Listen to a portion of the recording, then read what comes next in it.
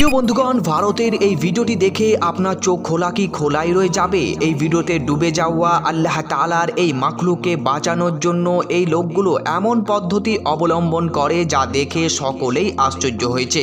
প্রিয় বন্ধুগণ, এই ভিডিওটি ভারতের বলা হচ্ছে, যাতে কয়েকজন মুসলিম নওজওয়ান পাহাড়ে ঘোরার জন্য গিয়েছিল, কিন্তু তখনই আচমকায় তারা পানির মধ্যে এমনই একটি আল্লাহ তাআলার মাখলুককে ডুবতে দেখে, যাকে বাঁচানোর জন্য একটি দড়ি অবলম্বন করে।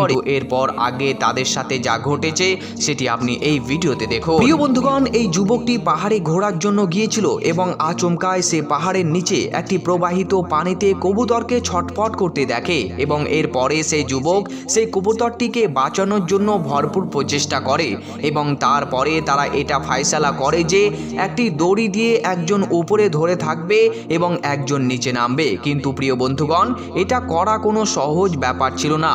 এভাবে নামার জন্য তাকে অনেক হোঁচট ও চোট খেতে হয়েছে, কিন্তু তারপরেও সে তার জানকে বাজি রেখে নিচে সেই কবুতরটিকে বাঁচানোর জন্য চেষ্টা করে এবং সে আল্লাহ তাআলার এই প্রিয় মাখলুককে বাঁচিয়েও নেয় এবং একটি হাতে সেই দড়ি ধরে এবং দ্বিতীয় হাত দিয়ে সেই কবুতরটিকে উপরে ওঠানোর চেষ্টা করে। প্রিয় বন্ধুগণ, এই ভিডিওটি দুনিয়ার জন্য একটি পাইগাম যে সত্য মুসলিম কারোরই জান নেয় না, বরং সে তার নিজের জানকে বাজি রেখে অপর লোকের জান বাঁচায়। আর মানুষত্ব হলো এটাই যে সে মানুষের সাথে সাথে জীবজন্তুরও খেয়াল রাখে এবং তার উপর যেন রহম করে।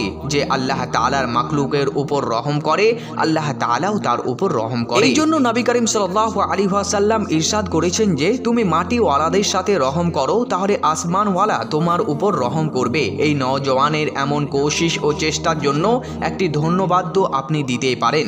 প্রিয় বন্ধুগণ, এই ভিডিওর ব্যাপারে আপনার মূল্যবান মতামত অবশ্যই কমেন্ট বক্সে কমেন্ট করুন। ভিডিওটি ভালো লাগলে অবশ্যই একটি লাইক করুন, বন্ধুদেরকে বেশি বেশি শেয়ার করুন।